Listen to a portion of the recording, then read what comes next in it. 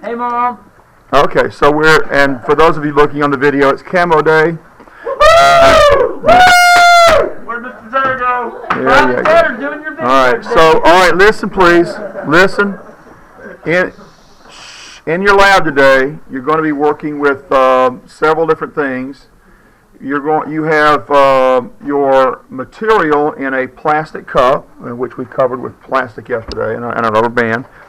And you're going to get that back out. And when you get it back out, you're going to see that the top of the cup is mostly just a clear liquid or semi-clear liquid. And there's a yellow solid that has settled at the bottom. Okay? And your goal is to separate all the liquid from that solid. Okay? Or as much as is humanly possible to do so. And we're going to use this. It's called a Buchner funnel for that purpose. Okay?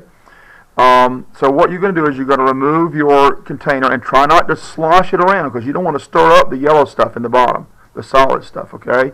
You want to try to keep it, kind of, well, you want to, it's called decantation. You want to get the liquid off the top and pour that through the funnel first. It'll speed things up if you'll do that. So that's why we leave it to settle. We also leave it to settle so that the size of the chunks of this stuff gets larger and it's filtered more easily, okay? All right, so to set up your Buchner funnel, you need to put a piece of filter paper here inside the funnel, and it sits right down against the bottom of this surface here. You need to get, you've got a couple of wash bottles on your lab table. Make sure you use the one that's marked water. Okay, it's some deionized water that's on your table, and you want to just wet that a little bit to get it to seal down against this surface here. If you don't do that, when you start pouring liquid through here, it's going to float and you're not filtering anymore. Okay? So you want to seal it against the bottom. Now this hose is going to attach to the side arm on your sink. Not underneath now. If you put it underneath, you're going to fill this with water. We're going to have water everywhere, okay? We want it on the side arm on the sink, okay? Now what's going to happen is when you turn on the water on your sink, it's going to create a pretty high vacuum. If you want to see how much vacuum it pulls, then before you put the filter in here, put that on the sink, hook it up, turn on the water, and put your hand over the top of the funnel like this, and you can feel the vacuum, okay? All right, so it pulls a pretty good vacuum. So you want to pour your liquid slowly through here to start with.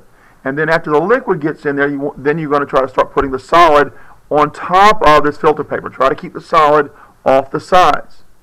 The goal is that you want to get a kind of a pile of solid here in the middle as much as possible, because the more you smear it around, the harder it is to collect everything you need.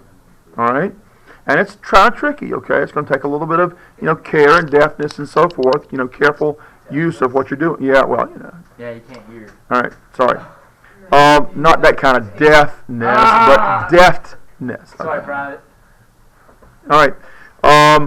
So, pulling a vacuum, it's going to allow you to pull that liquid through a lot faster. It speeds up the process a great deal.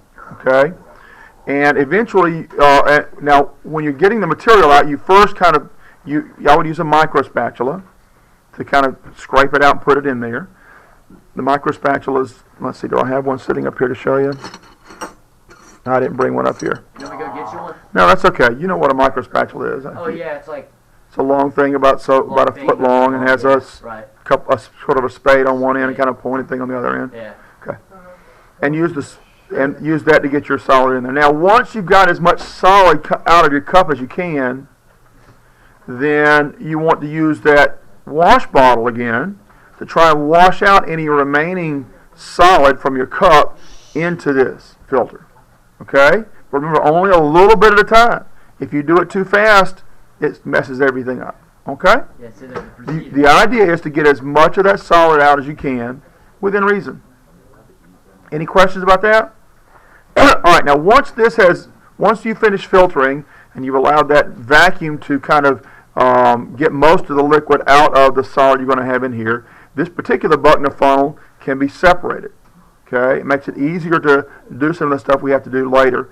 And what we want to do is to take this off, and using the sharp end or the pointed end of that micro spatula, kind of get a corner of that filter paper up and then a pair of forceps, and slowly and very carefully pull that filter paper out and set it onto a watch glass. The watch glass is a piece of glass, curved glass. It should be on your lab table. Okay? You set on that watch glass, and then you're ready to put the watch glass with your material into the drying oven. Now make sure that you have weighed the filter paper separately and that you've labeled the filter paper separately. Okay? Got that? Then you put your watch glass in the drying oven. We'll leave it for most of the period. Let it dry on sort of a low heat. Then before you leave, you're going to take the watch glass out very, very carefully. You probably ought to use a pair of tongs or something. Yeah. Micro spatula. Well, no. You want to pick up the watch glass with something. Right. Okay. Yeah. And you're going to put it into a desiccator. And I have one of those. this is a desiccator here. Okay. No, not that kind of thing. It's a desiccator.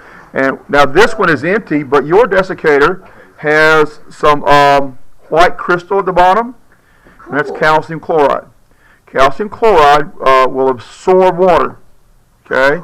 So that whenever you put your watch glass in here with your material, it's going to, any water that remains that hasn't been driven off in the drying oven, then will be soaked up into the calcium chloride, and it'll keep your material dry until you can weigh it tomorrow. The idea is to get it really, really dry so that what you weigh tomorrow is actually the weight of your product. Okay? Does everybody understand what we're doing? All right, now, one thing about these desiccators, these edges here are ground glass, okay? And there is grease along this edge, so you probably have to take it and kind of twist it loose like this to pull it loose.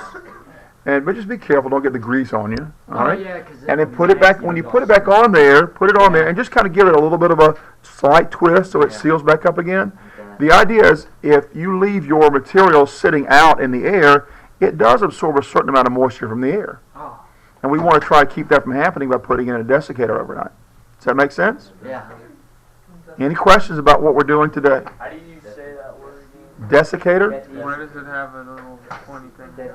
This? It's a handle. To grab it. Yeah, that's just a handle to grab it. Okay. All right. Now this is glass. All right. It will break. Be very careful with this stuff. This glassware was donated to me. All right. It's very expensive glassware. Please take care of it. All right.